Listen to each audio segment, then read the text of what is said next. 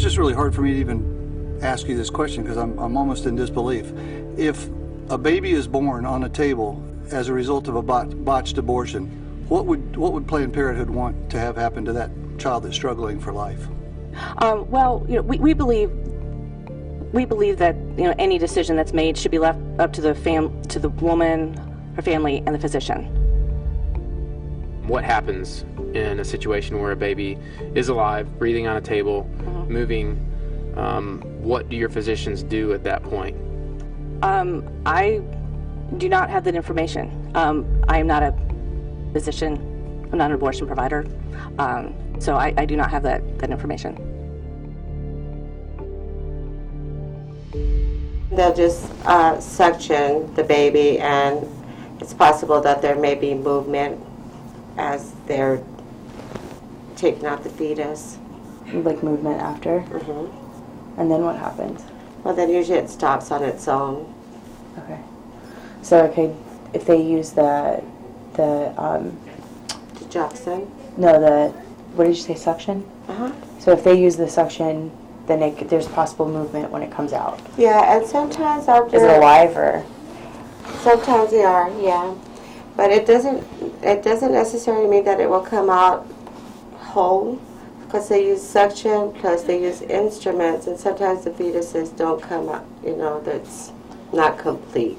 Okay. So, but if it does come out whole, I mean, will they resuscitate it? Like, will I have to take care of it? Okay. If that does happen, like if they do it, if I were to choose to do it that way, like, you would just let it go, right? Okay, so you would just let it die on its own if it was whole and breathing. Yes? They do not resuscitate. Okay. Yeah. Just let it die on its own and, okay. Technically, legally we would be obligated to help it, to survive, but, it probably wouldn't. It's all in how vigorously you do things to help a fetus survive at this point. Obviously, you're here for a certain procedure, and if your pregnancy were, let's say you went into labor, the membranes ruptured, and you delivered before we got to the termination part of the procedure here, then we would do things, we would not help it. Okay. Let's say we wouldn't intubate.